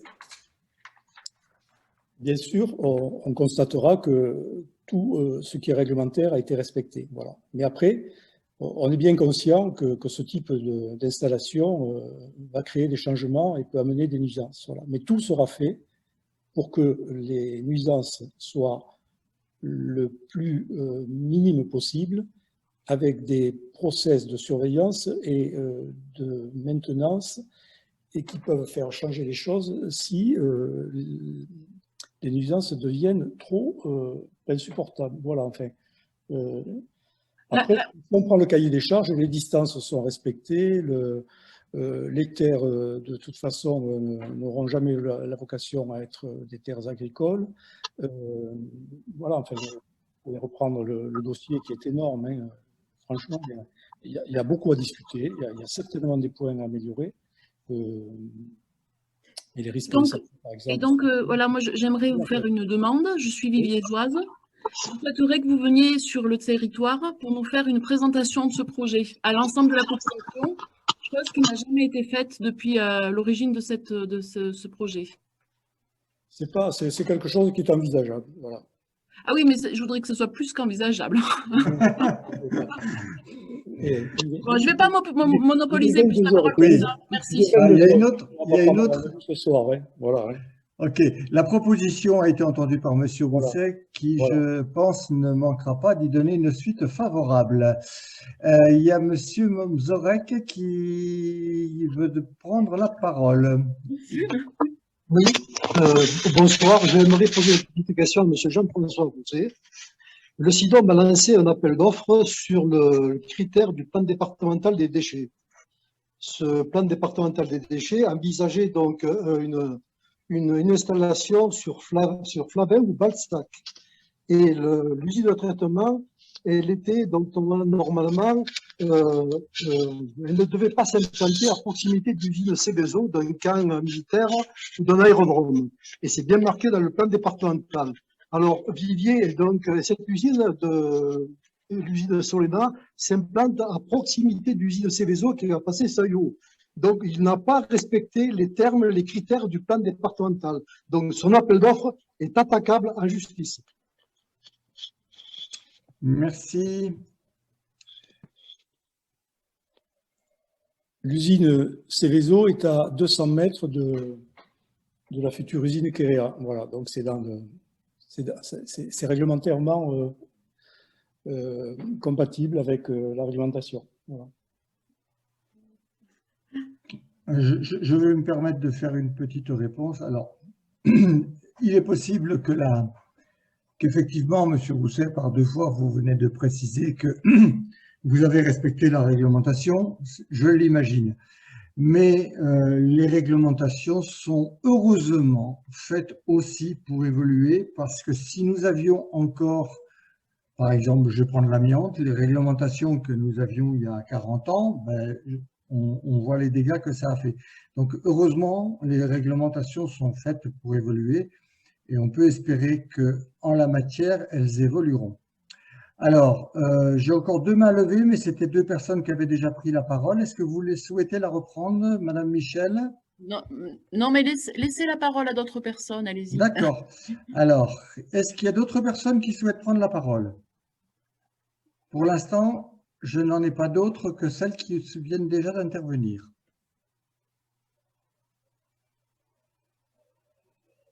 Bien, mais... Ah si, Monsieur Denis Effler, je vous ouvre la parole. Monsieur Effler.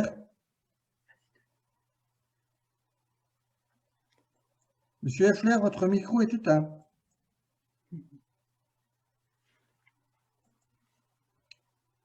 Sinon, il y a Dominique Serre. Vous m'entendez? Oui, c'est qui? Voilà. C'est monsieur Effler? Donc, ma question, oui. Allez-y. Donc, question à Monsieur Rousset. Comment, dans le projet de l'usine CREA, avez-vous anticipé les dérives climatiques qui vont s'accentuer dans les années à venir, notamment pour les risques d'incendie et d'inondation, dégâts des eaux, etc. Merci. Ensuite, on va peut-être prendre plusieurs questions. Il y avait Monsieur Sériès qui voulait prendre la parole tout à l'heure. Alors, j'espère que c'est bon cette fois-ci. Oui, c'est bon.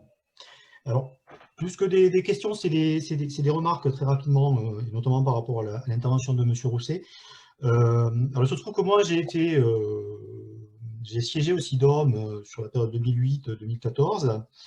Et ce qu'a évoqué Monsieur Knorr et ce qu'il a mis en place dans sa collectivité, dans son syndicat départemental, on l'évoquait déjà à cette période-là, la redevance incitative, le tri des biodéchets. Bon, il se trouve que j'étais militant écolo déjà, et avec d'autres, on en parlait déjà. Et c'est moi qui ai posé la question justement sur la dynamique aussi qui doit mener la dynamique, les collectivités de communes ou les syndicats départementaux, parce que sur l'Aveyron, donc ça c'est une remarque, c'est vrai qu'on montre souvent du doigt le SIDOM, et je pense que sur le choix du site, en effet, il y a beaucoup à dire, et Christian Roussel a bien démontré quand même toutes les difficultés, les problèmes que cela posait, mais on parle assez peu des collectivités de communes, et mon expérience, c'était qu'à l'époque, et on était dans les années 2010, c'était la même réponse qu'on nous faisait, les politiques et les techniciens, trop compliqué, trop cher. Et alors, j'accepte l'augure, Monsieur Rousset, que les choses aillent plus vite, et par l'obligation légale aussi, hein, parce qu'on le voit bien avec les biodéchets, on va avoir l'obligation en 2024 de faire cette collecte séparée. Mais je me dis quand même qu'on a perdu beaucoup de temps. Et aussi, encore une fois, je rappelle que tout ça nous appartient à tous, au-delà de l'engagement citoyen. Je pense qu'il faut aussi, dans nos collectivités de communes, auprès de nos élus, insister pour que tout ça aille plus vite et qu'on fasse en sorte qu'on n'ait peut-être pas besoin de grosses structures, justement, pour ensuite enfouir les déchets, et surtout pas un endroit qui, en termes de localisation, ne me paraît pas opportun. Ensuite, j'avais une demande de parole de Madame Mandroux. Alors, il faut que je remette... Ah, je ne retrouve plus Madame Mandroux. Madame Mandroux et Monsieur Alibert, mais je ne vous retrouve plus. Alors. Si, bon. On voit de nouveau Madame Mandroux. Ah oui, Madame Mandroux. Allez. Allez-y, Madame Mandroux.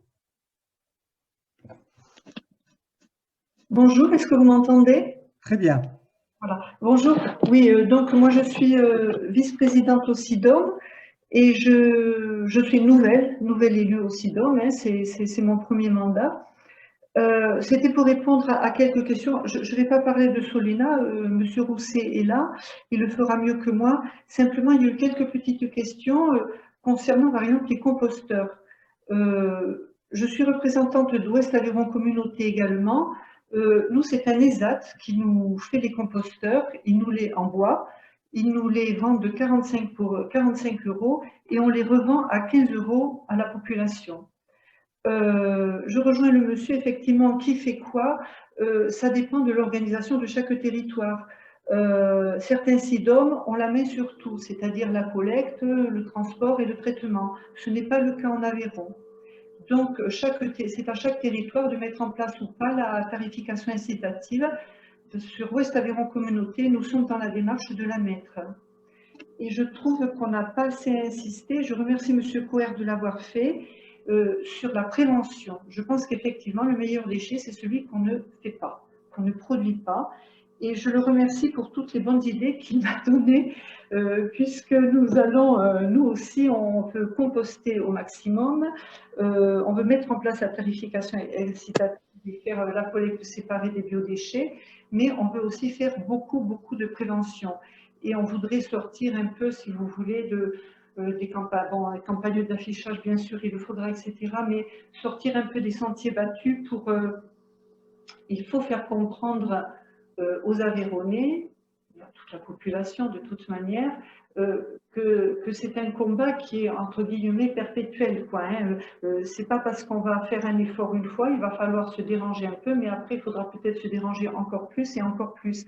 Et je trouvais que dans le slide qui nous a présenté, il y avait des idées très intéressantes. Voilà, donc je remercie ce monsieur et on s'en inspirera et peut-être qu'on prendra contact avec lui. Voilà. Merci. La parole à Claude Alibert, que j'ai retrouvé. Merci de m'avoir trouvé. Ouais, moi j'avais une question à M. Rousset, c'était pour parfaire ma connaissance sur le dossier. J'ai été administrateur du SIDOM pendant les 2 derniers mandats, représentant la communauté de communes Millau-Grand-Cossa. Est-ce que dans le futur site Solena, est-ce que contractuellement, ils pourront accepter des déchets d'autres départements? C'est la première partie de ma question. Et la deuxième partie, c'est est-ce qu'il y aura aussi, est-ce que les déchets industriels iront aussi sur le site ou est-ce qu'on va rester sur un site de traitement d'ordures ménagères? Voilà, c'est ce que je voulais savoir. Merci. Monsieur Rousset, peut-être voulez-vous répondre ou Alors, Michel Coher a des précisions? Voilà, je vais répondre. Pour ce qui concerne donc l'accès de la future usine Kéréa de traitement aux déchets provenant des départements voisins. Alors, bon, l'Aveyron est limitrophe avec le Cantal et le Lot. Et effectivement, l'usine pourra accueillir des déchets venant des cantons limitrophes de l'Aveyron. Mais c'est le SIDOM qui a l'œil sur ces décisions et dans le cadre de la délégation de service public, c'est lui qui finalement aura droit de regard. Ce qu'il faut comprendre, c'est que, sans vouloir faire de l'économie, etc., ce que tout le monde sait, c'est que quand on construit une usine, il y a une capacité prévue qui permet à l'industriel qui l'a construit. Mais oui, mais c'est une loi économique, ça on ne peut pas la changer. Voilà. Ce qui doit rassurer les gens, c'est que la délégation du service public permet aux SIDOM, donc aux élus de l'Aveyron, au comité syndical, aux 28 communautés de communes, aux 284 communes aveyronnaises, et à tous les gens qui s'intéressent à ce dossier, d'exercer leur droit de regard. Voilà. C'est un problème de confiance. C'est-à-dire que les clés du camion, elles sont attachées à un porte-clés. Je vais faire une métaphore, il est tard, mais elle vaut ce qu'elle vaut. Elles sont attachées au porte-clés du SIDOM. Voilà. Donc, notre credo, il est là, quoi. Hein, et le SIDOM, c'est vous. C'est nous et c'est vous. OK. Voilà. Merci. Alors, bon, je propose peut-être que l'on arrête. J'aurais voulu quand même donner une dernière fois la parole à Michel Coher. Est-ce que, au regard de tout ce que tu viens d'entendre, de nos discussions, tu aurais des conseils Des remarques? Michel? Non, oui, oui, oui, je suis là. Non, avec M. Rousset, il y a des choses voilà, que je ne partage pas. Je ne connais pas assez le dossier, mais je vois déjà quand même pas mal de choses. Entre DSP, par exemple, nous, on a toujours fait le choix de faire des marchés et non pas des DSP, des choses comme ça. Donc, c'est... Non, non, c'est pas l'endroit. Globalement, bien sûr, tout le monde est d'accord qu'il faut qu'on réduise, qu'on fasse... je l'ai dit tout le long de mon intervention, hein, qui a une sensibilisation qui d'ailleurs est sans fin, hein, qu'il faut continuer tous les jours, on ne peut pas s'arrêter. Ça veut dire aussi qu'il faut du personnel sur le terrain. Moi, je dis toujours que le personnel qu'on a mis sur le terrain, ça m'embête toujours de le dire comme ça, mais c'est rentable.